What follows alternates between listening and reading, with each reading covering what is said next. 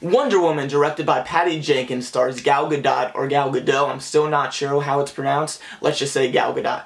Gal Gadot as Wonder Woman herself, Princess Diana, Diane Prince, and Chris Pine as Steve Trevor, and is the story of how Princess Diana becomes Wonder Woman, the superhero that everyone knows, and she is basically an Amazonian warrior who ever since she was a little kid wants to fight. She just wants to fight in war. And she is on this island that's only made up of women. She was produced by Clay and her father Zeus, and one day Chris Pine's character, who is a World War I pilot, crashes in a nearby ocean and she saves him, and once she realizes there is a war going on in the world that she is secluded from, she feels it is her obligation to go out and fight the war and try to stop it. Now there's a lot riding on this movie. It needs to prove audiences that you can have a strong female-centric movie directed by a female director. It needs to show that female superhero movies can be really good, because Catwoman surely didn't do that. And also needs to fix the mixed to negative reviews given to the DC Extended Universe, given films of Man of Steel, Batman v Superman, Dawn of Justice, and Suicide Squad. So there's a lot riding on this movie, and does Wonder Woman rise up to the expectations?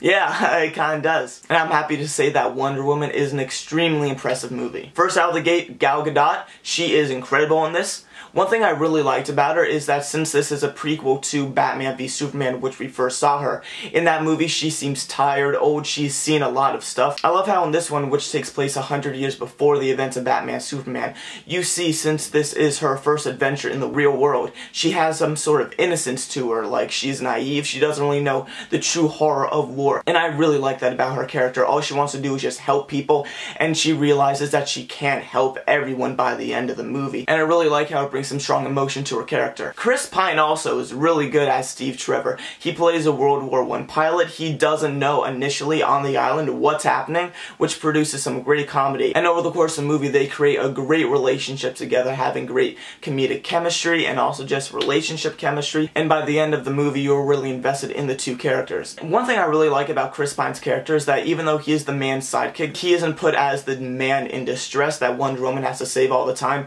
Even as a sidekick, he is still strong on his own, and it doesn't really hammer down the idea that men are awful and women need to save men. It does that really well, balances off that just because it's a female lead doesn't mean that men have to be awful. And yeah, since it's a superhero movie, you expect some good action. Yes, there are tons of scenes with great action in it, especially the No Man's Land where you first see Wonder Woman go full Wonder Woman for the first time. It is extremely great with some great cinematography, the music, and she just kicks so much ass. And one technical aspect I found really interesting was the lighting and the coloring for most of the movie. So the first 45-50 minutes of the movie takes place on this island, and the island is extremely bright, it is colorful, it is vibrant, and this is Princess Diana's view on the world, how bright it is. And once she goes into the real world at first, when she goes to London, it is dark, gray, cloudy. It is just miserable in how she sees the world as disgusting. And then after this No Man's Land battle sequence, when she starts helping people, there's a small scene where the clouds just fade away and is actually bright for once in the movie before it quickly goes away again. And I really like that. I'm not sure if it was intentional, but if it was, I really applaud that because that was really smart and really creative. And another thing I really like about this movie, as stated before, was when Steve Trevor is in this land of all women, he doesn't really know what he is. He's a fish out of water. It creates some great comedic moments, and more especially when Princess Diana is in London, the real world, for the first time. It creates a lot of genuine, hilarious moments that I thought were never forced.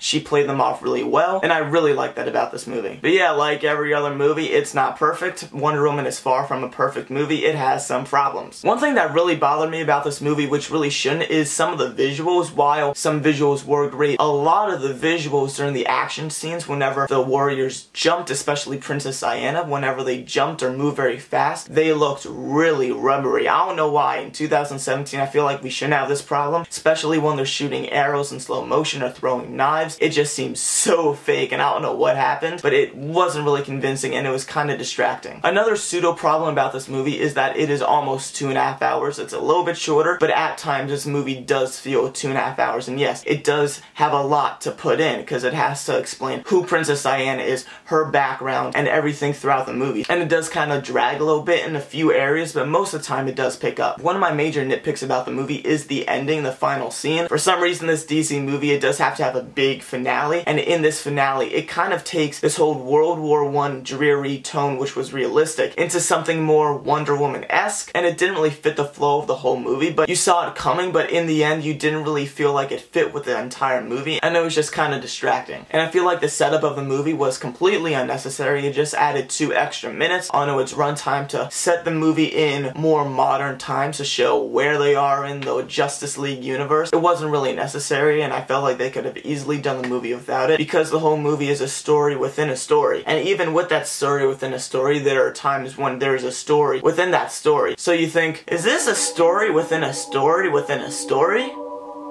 It wasn't 100% necessary, and it could have been dealt without, but still Wonder Woman is a beautiful movie. It is a great superhero movie, and it's a great theatrical feature film for the character Wonder Woman on her own for her first solo film. And with all the great action, great characters, and great humor, Wonder Woman is a great movie.